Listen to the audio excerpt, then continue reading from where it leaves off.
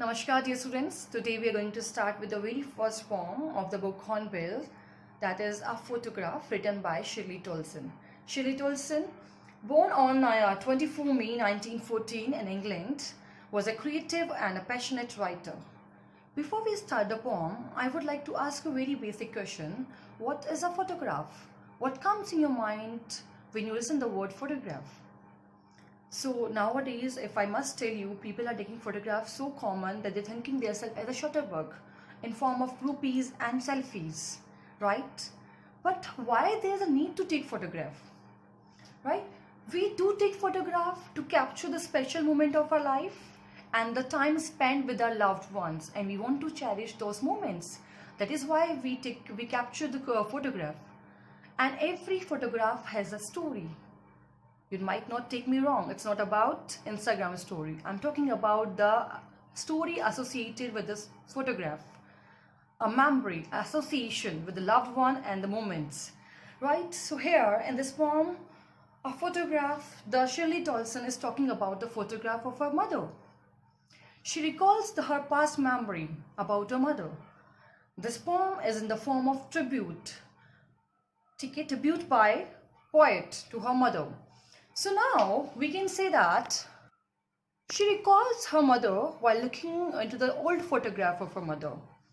In ancient time, the technology was not so common and people were taking photographs in the hard copies and they used to cherish it as a memory. So here the poet is looking into the old photograph of her mother and she is reviving all the old memory associated with this. That made her nostalgia. This poem has a note of nostalgia. Nostalgia, I think this term is very common these days. You might have understood nostalgia is a very a happy moment of past, special moment, happy association with the past. When you recall your past moment with the happy association is called nostalgia. Here the poet is talking about her happy moment, laughter of her mother and the happy moment of her mother. So, right? So this poem is in the form of nostalgia. So let me give you a line-to-line explanation of this poem. For that, I'm reading the poem for you. The very first line tells, the cardboard shows me how it was when the two girl cousins went paddling, each one holding one of my mother's hands, and she the big girl. Some 12 years or so, all three stood still to smile together their hair. So in the very first four lines, the poet is trying to say that cardboard is a hard surface, hard copy of the photograph where the photo has been pasted. It tells me how it was, where the time when the photograph was taken, when the two girl cousins went paddling. She's talking about the photograph of her mother. When her mother, along with her cousin, she went for paddling. Paddling means walking on the seashore, right? Each one holding one of my mother's hand. When they went for the summer holiday or for a paddling on a beach, each one in the photograph, it was appearing, each one, two cousins, they was holding the hand of her mother. And she the big girl. Who is she here? It refers to the mother of poet. Some 12 years or so. And the age is about, roughly the age has been told about the 12 years of the mother of poet.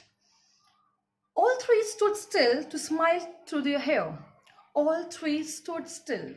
So before I explain this, the explanation of this line, I would like to ask you, stood still and though their hair. So what is a literary device used here? Stood still. Repetition of consonant sound through their. Repetition of consonant sound again. So repetition of consonant sound is called alliteration. So here in this line, the poet has used the literary device that is alliteration. What he's trying to say, all three stood still to smile through their hair. All three, they were standing on the beach and they were smiling through their hair. What do you mean by the smiling through their hair? That means the weather is windy, it's breezy, and they're smiling, the hairs are coming on their face. An uncle with the camera, an uncle who is taking the click of their photograph and they're giving the pose, right? They're smiling and it's very breezy and windy weather. A sweet face. Her mother had a sweet face because she was very young before the birth of a poet. My mother's, that was before I was born. Now the poet is saying this photograph of a mother is before I was born. And the sea, which appears to have changed less, washed their terribly transient feet. Terribly transient. Again, the repetition of consonant sound. So again, it is alliteration. So let me explain this line. And the sea. Now the poet is talking about the eternal state of nature, natural being, and ephemeral or short-lived or fleeting state of human life. You know, human life is short-lived, and the natural being, ocean, brooks, river, mountains, they are eternal, right? So here the poet making contrast between the eternal state of natural being, and whereas the ephemeral state, the short-lived state, the transient and temporary state of human life. And very beautiful literary device he has used, transient feet. Literary device is the transferred epithet. What does it mean? When a noun, when adjective qualifies a noun to tell some attributive quality. So here the adjective is transient, that is telling about feet. So it is transferred epithet. Let's come to the second stanza. Some 20-30 years later, 20-30, again repetition of consonant sound and alliteration is here. Now the poet is saying, after 20 and 30 years later, she would laugh at the snapshot. When her mother, she will look back to the old photograph of her childhood time. She would laugh. Because how? See Betty, and she will say, see Betty and Dolly. She would say, look how they have dressed us for the beach. The sea holiday was her past. The sea holiday was the past of the mother. When after a long time, after 20 or 30 years, the mother, when she will look back to her old photograph, she would laugh that how they would have dressed for the beach, right? They was too young, right? Now she is saying, the poet is saying, the sea holiday was the past of her mother. The sea holiday was her past, mine is her laughter. The poet is saying, my past is her laughter. That means mother is no more. The mother has died. So the laughter of the mother, the smile of the mother become the past for the poet. With the labored, both rhyme with the labored ease of laws. Labored ease, two contradictory ideas used together to put in effect is called oxymoron.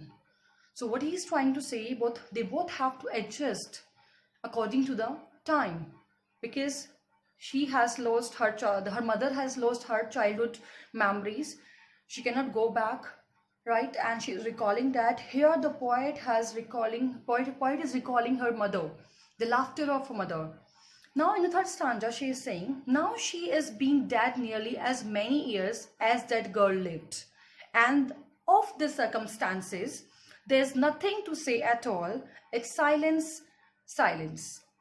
Now she is saying it's been 12 years that her mother has died, and as she was in the photograph of 12-year-old her mother, and it's been 12 years that her mother has died, and there nothing remains. So we can say this poem has a theme of separation, pain and loss, and the poet has to accept, she cannot say at this particular, because the pangs of death let her remain silent, and she let her remain speechless, and she accepted this pangs of sorrow, and she accepted the death of her mother, and nothing remains with her, just silence. It makes her silence. I hope you might have understood this poem. Just go through with the poem. Later on in the next video, we'll be tuning into the question and answers and the vocabulary. Thank you and have a nice day.